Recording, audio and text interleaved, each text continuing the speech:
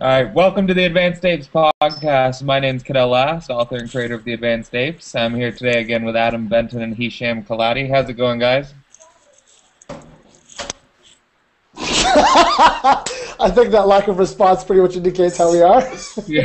Well, I think we are apathetic. Yeah. Are you still reeling over the Notebook last night, Hisham? Yeah, I'm reeling about how terrible that movie was. Maybe it got overly hyped, but that movie was long, there was way too much space, and nothing happened. At no point in real life would somebody in James Marsden's situation be totally okay with the woman that he fell in love with, that he assumed was going to be his love of his life, that he was going to marry, would just want to leave him for a guy she knew like 7 years earlier for like 6 weeks during a summer after grade 12. That is just... First love. Oh, please. Please. Harumph. Okay.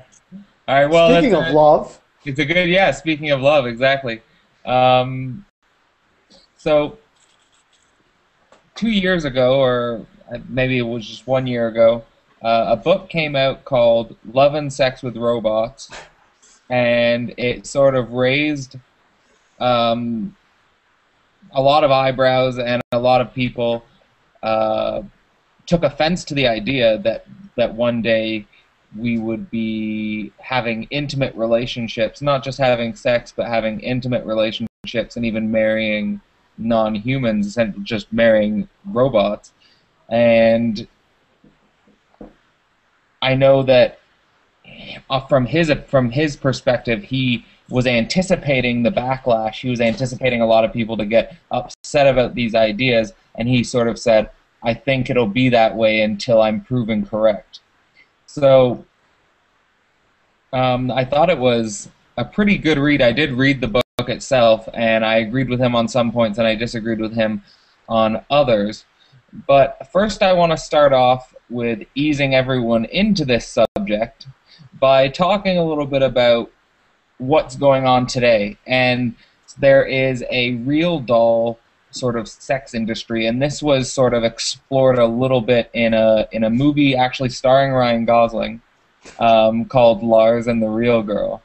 And these, obviously it's not really discussed very much, but these there are hundreds of thousands of these dolls, and guys have relationships with them. And actually there was, one clip I sent you guys before, to do research on this subject, where it shows one of these guys who has an intimate relationship with his, essentially sex doll.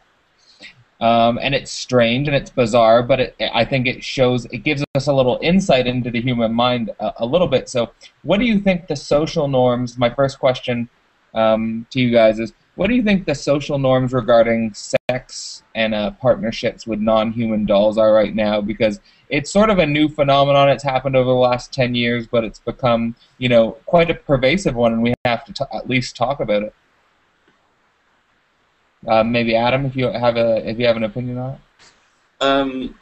I think society seems to be generally conservative about this kind of thing. I mean, people freak out about just internet dating, let alone getting, fake people and having sex with them. So I think there's still a very much taboo about the whole thing, Okay, and Hisham?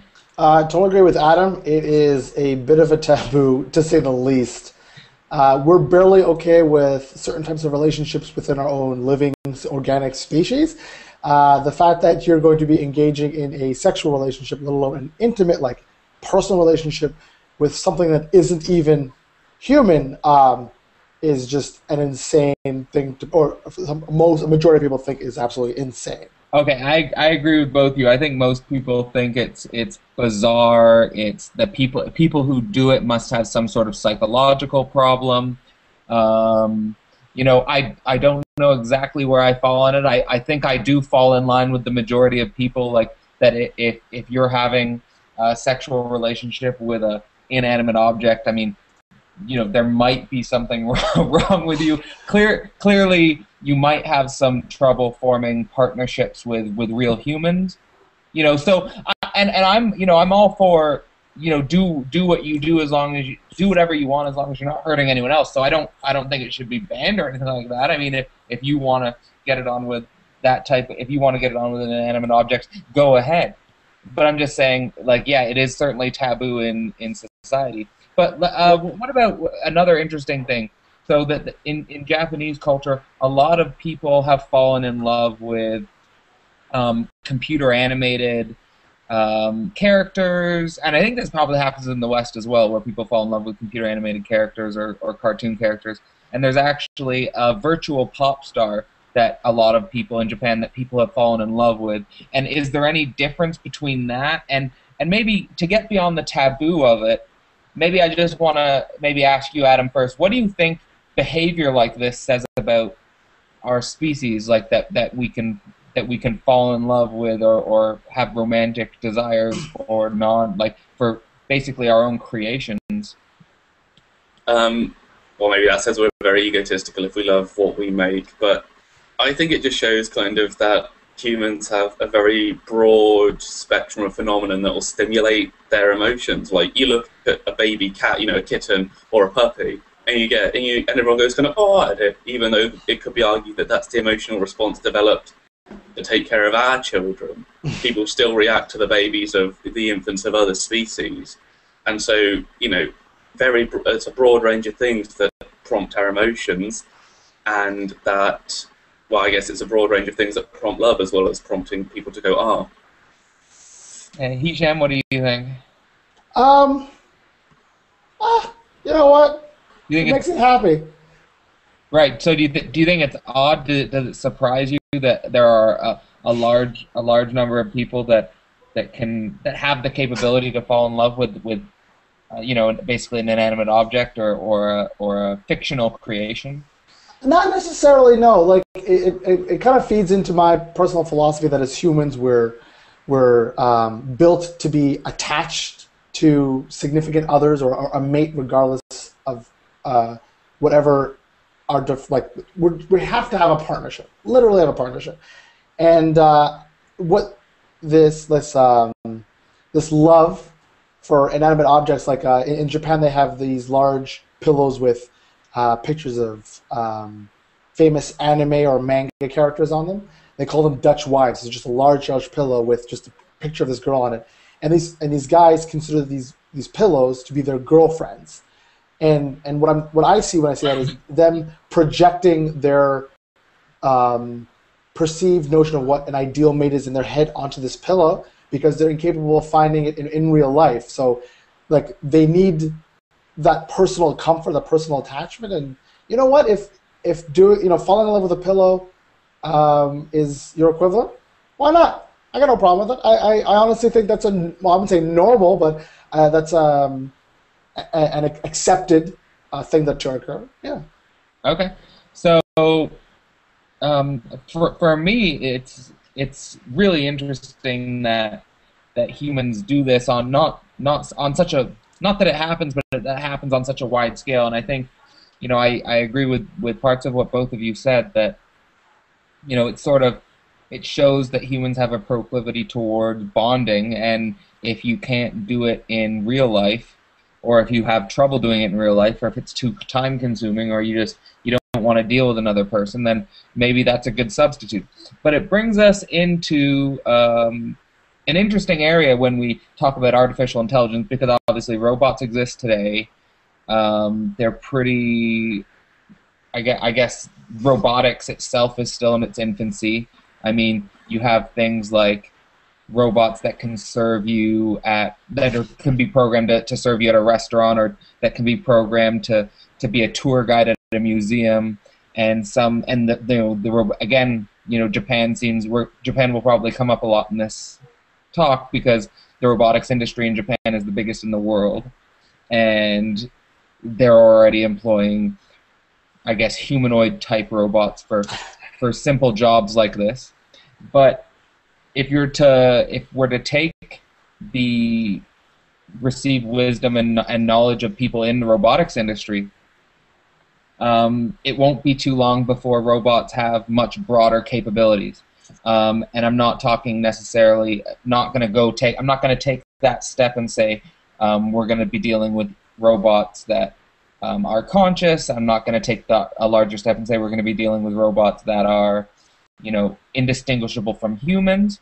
But we are talking about robots that can have real relationships with people in that they can understand human language, and that they can communicate with you in deep ways, and that they sort of look human-like. So if we have this history of partnering up with inanimate objects, what do you think that means for the 2020s when we have more human-like robots? Essentially, we have real dolls that can talk to you. Do either of you have a strong opinion on that? I think the interesting thing is to kind of look at maybe the unintentional relationships that might develop. I mean, obviously there'll be these people who want real dolls and they keep advancing them and making them more advanced. But kind of the robots that people want in the future, they're talking about things that, have traveled through the uncanny valley, that maybe have passed the Turing test or at least are very close to it, and have, full range of human emotion. And if you put them in just an everyday scenario, will people wind up just accidentally falling in love with them? You don't have the people who, go out and buy a real doll for whatever reason. There are people who just get, a maid robot and wind up just falling in love with it just because it is so close to being human, and they spend so much time with it. Yeah, and so you're thinking that when robots approach the ability to pass the Turing test and they're being used for things like domestic household work, that people who buy these robots are just going to unintentionally form some sort of bond with it, and it could be intimate in many cases? Yeah. Yeah, I think that's completely plausible. I think I would suspect we'll see two things in the 2020s. I think in the 2020s we'll have the people that you're talking about with the real doll situation, like where we'll have people who are buying real dolls with the purpose of forming a sexual partnership with a real doll that can talk to them. That's a robot.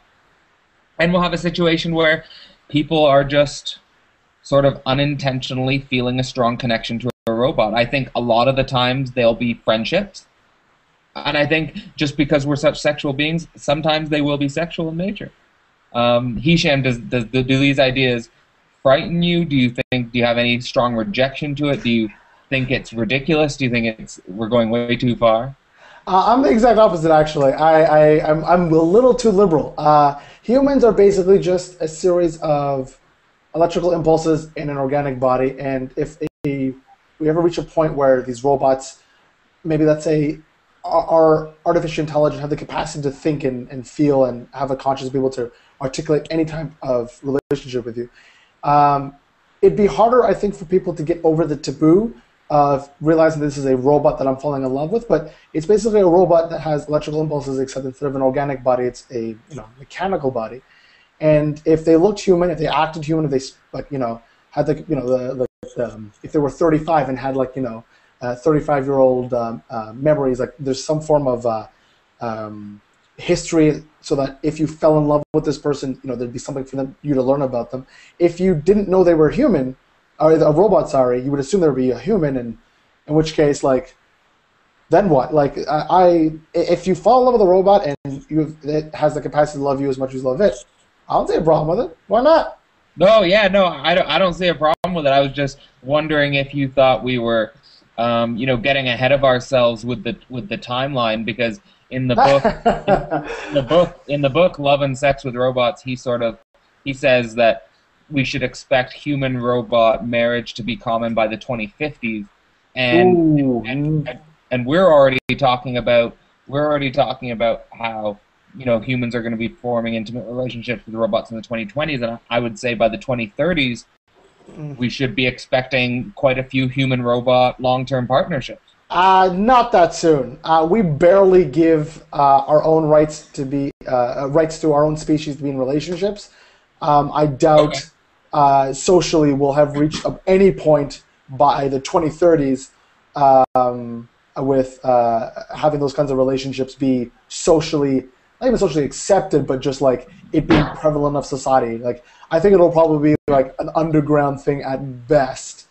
But I think maybe 2050s, 2060s, we're talking about relationships between human relationships. So But you would agree, relationships.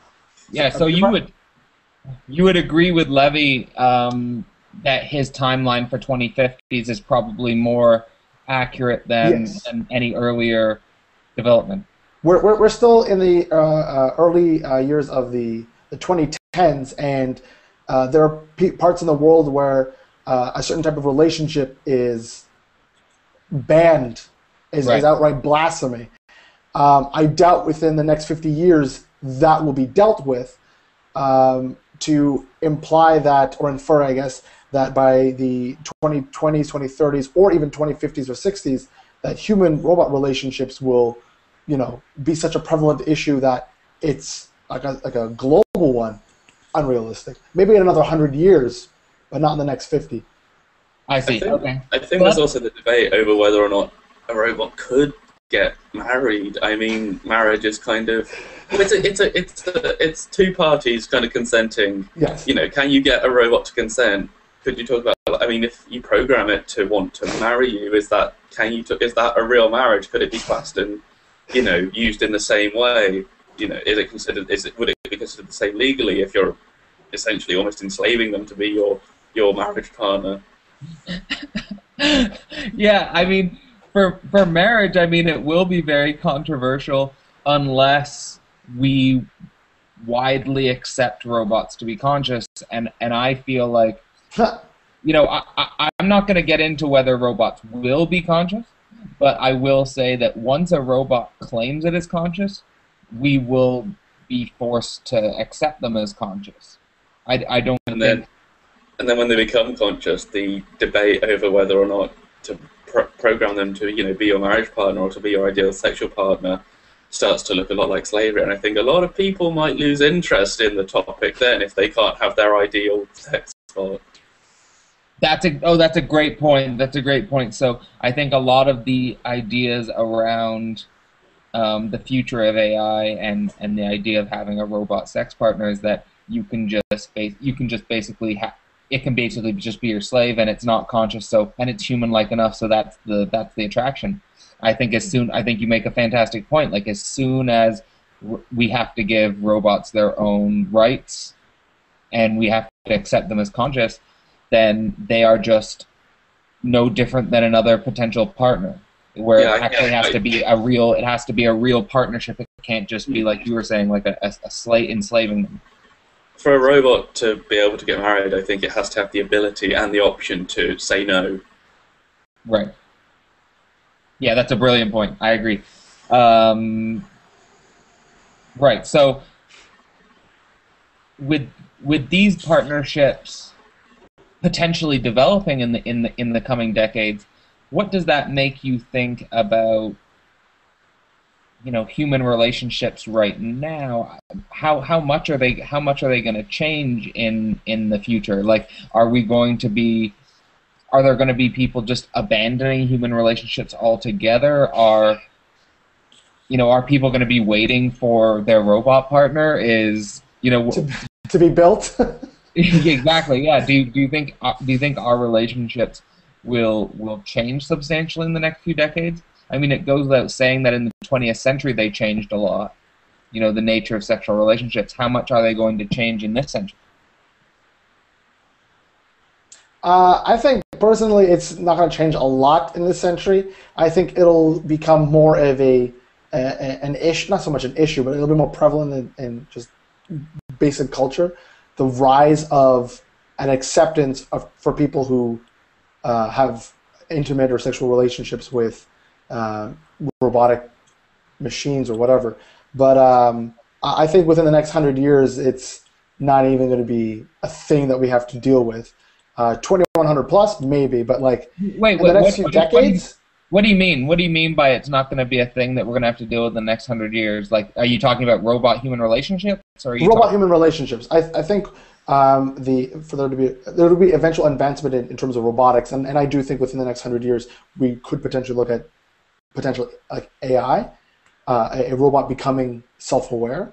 But I don't think the conversation about human-robotic relationships will be as big an issue until after robots have gained consciousness and have the capacity to be in a relationship. In terms of like Lars and the Real Girl, where he has a relationship with a sex doll, maybe that. But in terms of actual like aware robots and human relationships, not for at least another 100 years. Do you agree with that, Adam? Yeah, I mean, I think the kind of the crux of the issue is earlier when we were talking about the real dolls and all that, kind of the general assumption everyone here was talking about was kind of based on the fact that they didn't deliberately choose this, and it's just because they couldn't really get a relationship anywhere else.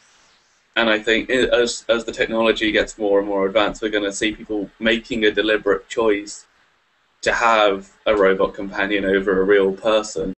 And when people start making that deliberate choice, I mean, I'm not saying they're not already, but when that choice becomes fairly widespread, then we'll perhaps start to see social change. But the advanced technology, you'd need to have that to be a viable option.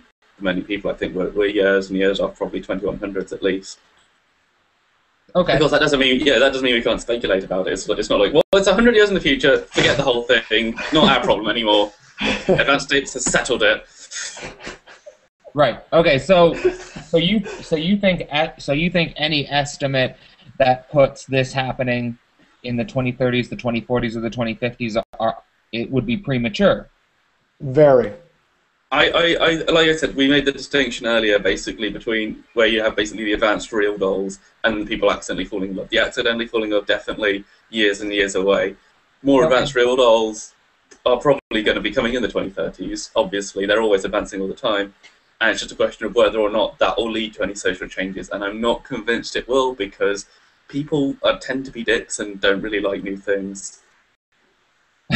Well, I agree with that. I mean, I think Hisham made the good point about what types of marriage are acceptable today just within our own species, and how much restriction there is already. I mean, obviously, one of the biggest topics within American politics today are, same-sex marriage rights and marriage equality, and it's hard to get Congress to even to pass a bill saying that everyone has the same rights on marriage within our own species. So I do agree that there is going to be immense social and political resistance. Something like the human. Don't forget religious resistance. But at the same time, Jesus never said anything against robots. Man shall not lie like with man like he lies with women, but this is nothing about robots. You can lie with robots if you want. Yeah. Yeah, no, he didn't see that one coming. But but I guess so. I think what we're coming down on is that this whole process is dependent on conscious AI, and that's what it's really dependent on. AI that can claim they are conscious, and so depending on what the projected timeline is, that's where the discussion is going to become centered, whether you think it's 2030 or whether you think it's 2130. So.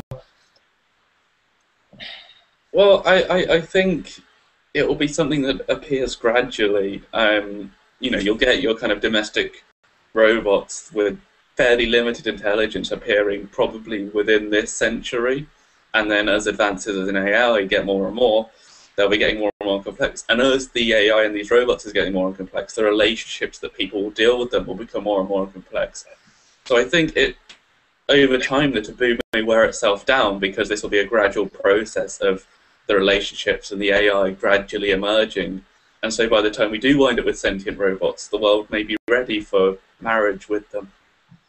Right. Fingers crossed. And then there's the other interesting point that maybe the current battles for marriage rights in our species might not be an analogous comparison, because when we start to get when sentient robots exist, we may have no choice but to give them rights, because they're going to likely be a lot smarter than us. And and we might just out of fear say, okay, you guys have same rights as us, we're not going to challenge you. We're not going to. Yeah, I think early on after we developed AI, we should teach them that the human body is a very inefficient battery. Yeah. Okay. Well, I don't know. From this discussion, what do you take away from it, Hisham? Were you shocked to read any of the literature on these ideas? Nah, I've watched one too many A&E and History Channel television shows about people being in love with, balloons and like piñatas. I think a love with a humanoid-looking robot just seems inevitable for us. But I don't think we'll have to deal with it for a couple hundred years. But in terms of just being accepting now of anyone's lifestyle, be it with someone of the same gender in their own species or just a toaster, why not? Okay, and final question for both of you. There was an interesting post on Eon Magazine about the fact that we are trying to create AI because we want to create machines that we can love. Do you think there's any justification in saying that? I mean, like you pointed out, Hisham, there are a lot of science fiction movies with robots, and they almost all involve some sort of intimate relationship with us. Is that what we're trying to do? Are we trying to create something that we can love? I think it's more that we're trying to create the thing we always wanted to love, which is more of like us basically designing the perfect partner. And I think it may be leading more towards that than building something that is programmed to only love us and only us. Yeah, I think there's a bit of legitimacy in that claim because I think that would be one of the top three things that we start questioning about when we have the capacity to do so, which is giving it the ability to love equal to giving it the ability to only love us, to love and only love us. Yeah. And Adam? That article was brilliant. I love the kind of opening paragraph where it just described basically artificial intelligence as the single most useless thing we all desire, and I think that's true. If you think about it, it doesn't serve that many functions having a truly conscious being, and yet if you speak to anyone on the street about artificial intelligence research, if you speak to anyone, they'll be fascinated with it. So I think our drive to make a conscious robot is more curiosity about us and the nature of ourselves than it is a desire to have, a love bot or whatever. So I guess in a sense that's egotistical, so it is kind of related to love, I suppose, but I think it's a bit of a stretch to say that we're trying to make it so we have something to love. Okay. Really, we're just curious. Okay. All right, so Hisham, where can people find you? For more comedic relief, check us out at QBKidsProductions.com or follow us at QBKids. We have a brand new web series coming out May 1st called QB Kids Presents, and it's going to be absolutely hilarious. And if you don't think it's funny, shut up, it's free. Okay, and Adam? You can find me at evoanth.wordpress.com. It's written down here, so you shouldn't have any trouble finding it. Okay. And you can find me on theadvancedapes.com as well as on Facebook, fb.com/theadvancedapes, and on Twitter at theadvancedapes and at Cadell Last. Thanks for joining me, guys. Thanks for having us. Everyone.